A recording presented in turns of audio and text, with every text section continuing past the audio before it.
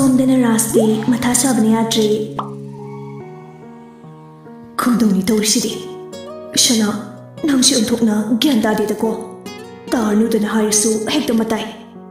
Ai Kanale Nupamana Babu Noita Mudu of the Goro Oi Babu Nupadu Liga Bulami Tomo Babuna Amtala Ohari Lina Mama Ton Jongslo Babung Manakta Roja Galoina Makoi Pulap Raski Manaktala E Makoi Lapu Ubada Mathasa Rambarastu Kashito the Basarga Ichala Edana Tona Ai Babung Ichala Pusiti Babung Wakalse Kriyangi Wachanupaga Waritana Jagi Kanbadu Ton Hoyar Banina Waritu Sanaramdi Atopo in Sanarami Numitugi Nundangi Rasna Jacob the phone to J Adubu phone to Chalamde Phone Chatabaduda Idicta Mukol to J Babo Rasna Oi Idic Noi Postu phone gets a kidre Come dore Idicna Kamdupaga Yawya Podi the Babu Mihulde Animu Fusavanina Phone to Kaikravani Ojapudi Tumkri Masade Mapum Krakra Loishe Dajik Sovane Kanari Filmga Loine to Oceano Bidi Noi Postu Shida Atubada Pork Nabatoro Babum Matayam Nasari Mana do the Lega Me Punachina Tobodo Som the day I could know now live from Japan Delay Oi Babu I shoe Boshan about the Fusanwari Pork Nabatorage Fori Fari Nangshu Potazero Oi Babu Kishu Kahin Kanjumbiruno I lady Oi Hoi Potarago Oi Babu Phone the Tamnakre Rasu Machagi Nakri Simba Paudu Tarabanina Kishu Tokchom Labanina Potakre Numito Hokre Haibaga Tobaga Mirole Jedaba Imundu Tolak Padagi Manaloina Silangami Nupi Mayumna Sel Amatalo Jero Herabanina Tona Christina Gipigadava Fidon Fige Mukaki Gado Matam Sigi Yaglo Bingakta Kalagalami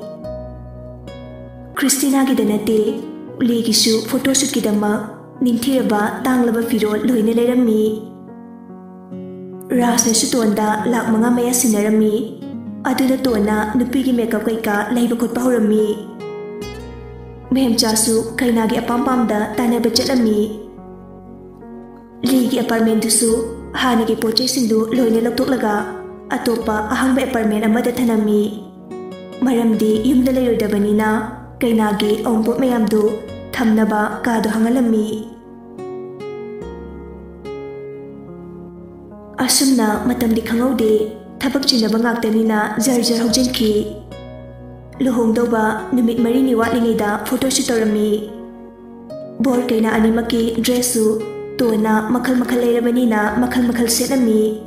Kaina Adushu Tomna Kebirami Haising Karai Numitsuloikri Luhongba Haying Tangairi Nungdang Bor Mamana Fakai Party Taunaba Hotel Aduki Hall Adu Ningthizana Decoratorami Kainagi Sumang Heloi Makoishu decorate adu lak changi semami Nungdangi matamni hall adu da pula wari watai sanaduna mayam du leiringaida khangaudana Jacobna Babu Ras Swailawi Magi Wakaldadi Machanupa Atumbadu Pau Pibadu Thabak Chimandana Kaurabani Machana Kaurukudu Tabada Shana Mayam Dungakna Jacob Tengi Mamai Dusu Dakra Tarambadu Ubada Lina No Kainu Namaida Tarbadak Sindu Kaino Jacob Kimanindaki Jetna Oishidai Sidi Lingakna Jack Nokmi Tamo Uchina Sina Londori Congratulations Lee Nokjay Aduga Harauna Jack Type Consinjay Jacob na sa na Ingon na kon kay mitop to ko liba Li nokmi Jacob ta mo kon sinjay Jacob na yari ando Roger na Roger bye Noi ni mo kay mission jadwage Jack na Andakti mission ate fight jadwani Roger na Pre-fight no kaida no Jacob na Jack te thilaga Mai apartment da aikhoi ringam thukna rubaki khudamni mai di dak singse Mem jana Antok pani dako icha sa Jack na Domja Shiri pibam sida yumdan bayaroina sida mulawani Domja hoisu sida leikhambudagi Ras na Fare ichani na lakpase Adulo emibu lakni harapya yatro Jacob na Tamo luhum doi hai fau haining da banoida kai da bagi ai lak doi hai doino na saksing ring de Lina Ahora hek lak puka nang sang da batu da hai da bane ai sangira sangwira madu noina ubi hai de yamba amakak lebisi achuk chawna luhum ba matok laga noina cream direct bise ai ngonda kinu mai da balege Tondi Jacob ubda kharabani sawni mandana Atumi macha oibaki haitaba Mem jana se e Bhima Mayamdu tumina lainai Ton supairap tumina laikre Jacob na tondi yenglaga Kreba Tahudra Haturo Mem jana masana pida se thara e Ai Chindumbi Makhilambi Tanjaminja khangdabi Somo ichu surdana Jacob na Navunga yekna baloi ki dangai nanga amu yekna sabra Rasna Oi shana yari de namo makhatarnu Tona Tamulung bati yarumge mangani chako bati yarige Rasna thema e Nati babungi emoksana adum nainu Roger gisu lohung bakui trabani Nang chakrdi aikhodi mathai na sarni Jacob na Nupina usita dorkano Haigat liba nangagto Chudik pangamba Jacob ne Tona Kukando Jack na Oi Ton Nupago managano Mabungi wahayduda Ton waraw na Jack tinjar e Da Jack su Sanjing kraba oye Oh Menjana Ai Benpi Yari nang chalo Tumuro Ton fukawalaga gam chatki Jack na machan bukhang bitaw baga Jacob na Jacki kudang luparami Jacob na Oy chat na thembe Lina Yari nang chakino Roger chalo Roger hagot ki taw baga Jacob na khanglaw lawra e Oy nang chapyaroy Roger khampya khangi Shia lohum dorba nang nakalki ay nupitem doino ay themge Adu haraga Jacob su prap chatki Lina lawra e Amu funaram ganu ko Jacob na Nupi angangda kutade damo Tondu balcony da lepaga lairami Jacob su ton leibada urami Manakta changsilaga Ay Ton happet ontholaga mamito pairapni nga e Aikhoi ni koinaraga lungsira Natraga luhumaga koina sira Ton sarapna Napada hongso Pabung nadi luhuma siya Ay di nangwanda kidabagi laydiba Ay ngwanda laytradi kanada laydiba Yambandra sa toke Ay nanang kaugi na kaukiba nati Noy na bung nagahonbani Nang na ibunggi tabag pa diabra Nang natamuda play to diabra Adu harap padagiton mamay do siya ontokre Mamito harap usilaga kangje Jacob na makhatari Nangi kwaidagi asura harapidi Ay si apang mamandana nang na choose to wada Adu kwaidagi asurani Dahat no enina mapam sida laki maram Edu jet pau kangi तुनरग हाटखरदी मचाइब अखोइना थिगलप हाइसे मसाना ताबनी मसिदा कई साउंगे लेगे मखा ताबियरेगे अहिने मथंग मथंग हाइरअदि नंग सोइदना कपनिंबा पुकनिंग नुसिबा फारकनी अदा वहे Matang हाइबिगे mastermind कका रोशनगी अथोब मनाइसे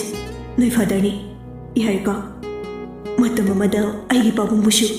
नोई फादरना अपंबु सिखिबनी रोशनगीदमा तोंदी जेको के मरो लेबा वहाई खरदुदा मसादु यामना लांगतकनरमी ममाइदु अमु फटलै थुरई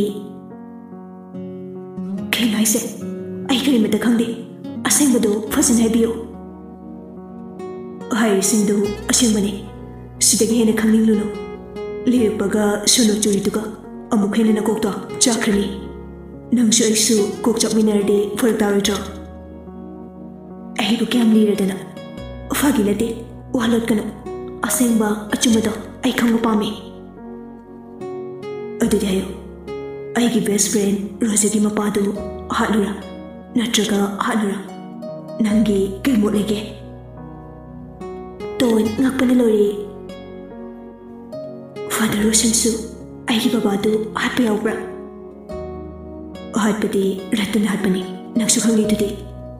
hatlibagi maramda Roshan na thonbani noi bababu Roshan na minai dona sijinabani odagi amu noi babana aigi babungbu apangsibani ton mapi tap tap tarai Jacob na odu Roshan hatlura Sinanidana San Mamana Ainu Mamu Iba Pankibado Oh Adumadi memory loss over the Yaukramali Karim the country Don Mapida de Toxe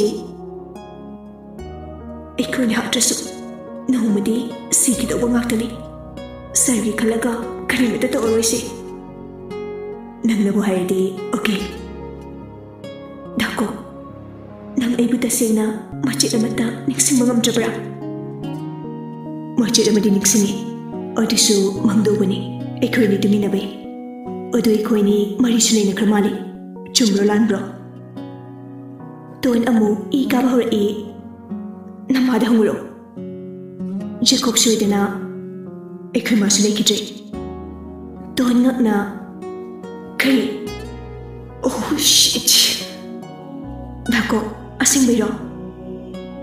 Kaya nang na arke mandabu Dakop kawisina Yang jaga witro Laway nubi Asing ba Nay mamali kitrabo Kiyang kuirake Kamay na lay kitrino Babong hoy na Tambo hoy na Kaya matahay din na Makoy kangbra Kangdabra Amukta Uhang mari mga hangido Kaya gino Gyarise Siwasi toksi Tamugi Nungay apapatawang masida Asinagi wasi toksi Makoy karimata kangdabani Ay dako Amuk sari Yamung jago rohaibni Tonsu isaw lang Brain hap thadjang itana Nasana ni Yamung garo ko na hiniti Dako ko rohaiksi Ngamaroy Angdo hungjinga Sakta siga Dagra laibag siya Nupa haisiti Dagra laibag sina Nupa manbani Apangbi Ngangawro ay chatlay Ado ay kinumhaygi Kay Mamangda ay na nangwanda kuitantana hay Chumbra Mayam na kangnarawa pamni Oh Ado handagdi nangnoy na tanaro Nangsa Funa pisya paigira Funa pasagira Sumpang may pangdi bungo Dandigi akibani Ay sumatamduda Adagi soydana nungshikibani Okay Aujikti sunung nungsidre Nasapuin hindi Fujo-fuzaraba celebrity kya Rejector maka Nangsa Pabung na mamu oy papambududa Lawbigi kanbay wani kayo Nasaktu cute verso Laway nipigi ko namadi chami Okay, good night Adu haram nagajat ko Poket humaga Yam nalim na gam-gam chatki Tundi Kuidaw tipadalori Namit hawkri Ligil hombo namit ni Mayamdu nganta hugat mathaw narami Jacob su mayambagi lohombo namit oibanina Masu angamba mating pangami kainagi ongpo lawgu chappada Jacob Roger Siorami, Jack Eric Siorami. Eric na open tata duda tonglaga. Boss, sir, daje photo namse. Eric na camera du thangalapaga hero ahum duma changsilaga sugalami. Eric su sugalaga makhoi mari punna photo kapami. Eric na saksingse. Ngihaki matung kaina mayim yawduna on posting adu thangatpa holapa tawrami. Laikai nupi kharana Jacob ubada khatpalang bahori. Eric na pakhang asing mai khoidi pom da khangdi hojiga nupi singsa behrani. Jack na nupi nabu minai kamai pom duno mabu pom bhai sidi auna sani drug charge makhoi gi mabu da adum pamgani. Eric na chumme dusu. Jacob na wachi ngang sinaraga thabak leithok na roise porisa arum biam yawi hejeriba khita pai birakera. Roger humang du teithok laga ki kanaba aidi sumaina porkano haini yamwai thangdu thangjin. Jacob na faibuk lawraga bu kamaina yaduno bikini fau chapmana na mapa mama na pirani namna phal harsu. Jack na kaina mayumne ngosidi maido maide dum banse thunda panaroise. Nupa mayam du punna wawanu e Christina mayam ga himei puthor e Roger na chance lawraga tabra nangdi sumaina porkanu ko thampham leite. Christina nahana hayadro aishilene rekhre papana. Roger na wai chinaba. Jacob na daje aigide sidagi na yamulogwa. Jack na account to mina transfer toro phamungda shana gya pake. Jacob na yani ai shanani sanaga pamde. Christy da nok laga changkhre mahi mai pochai du honba lorduna chatnaba sem sarmi. Tata anima pik hek than kai mayam do mukhala e. Roger na shimu honjilu duni ko. Jacob na napunchida chak thong bisa naraga leibani na nupa ma oibagi shiguba sibhamdi haga Germany. Roger na nangnade nupa gi sinpham yamna torokpani na ko. Wachi ngangna dana hotel lawre e poche mayam do amu mathakta na pukhatna bohnawrada matamdi phanayam changkhre. Lidi chakaza takai manaw lakpangai rami. Jacob su iru perprep luraga mayambaga mapabunga makoy ahum punna chaksaminarami. Chaba lordana li ke bahukre.